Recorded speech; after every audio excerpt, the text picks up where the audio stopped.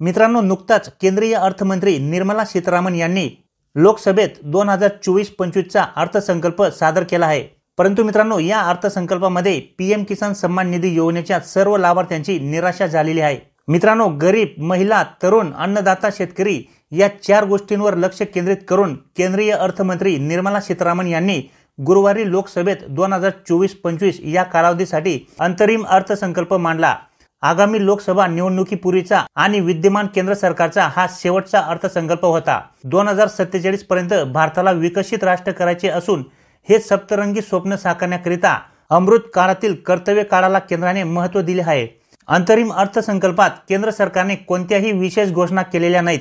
सर्वसामान्यांना आयकरात नव्याने दिलासा दिला नाही। टॅक्स स्लॅब सुद्धा जैसे थे ठेवलेला आहे। भांडवली खर्च व सामाजिक क्षेत्रातील योजनांचा खर्च व निधी वाटपातील वाढीमुळे अर्थसंकल्पाचा आकार हा गत वर्षीपेक्षा 6.1% वाढला आहे।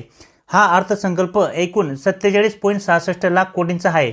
तसेच शेतकऱ्यांसाठीच्या योजनांसाठी निधी हा 2000 कोटींनी वाढविला आहे।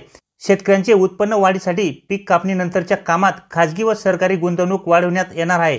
दूध आणि दुग्धजन्य उत्पादने वाढविण्यासाठी तसेच तेलबियांबाबत स्वावलंबन वाढविण्यासाठी धोरण आखले जाणार आहे। अधिक उत्पन्नाच्या वाहनांचे संशोधन, पीक विमा यावर भर दिला जाणार आहे। परंतु मित्रांनो, अंतरिम अर्थसंकल्पात पंतप्रधान किसान सन्मान निधी म्हणजेच पीएम किसान योजनेसाठीची तरतूद वाढवण्यात येईल।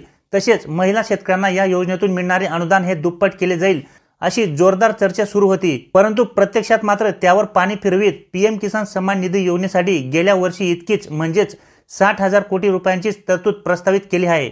त्यामुळे पीएम किसान सन्मान निधी योजनेचा जो हप्ता आहे तो जैसे थे असणार आहे, म्हणजेच शेतकऱ्यांना 2000 रुपयेच मिळणार आहेत। कुठल्याही प्रकारे या ठिकाणी पीएम किसान सन्मान निधी योजनेच्या निधीमध्ये वाढ करण्यात आलेली नाहीये।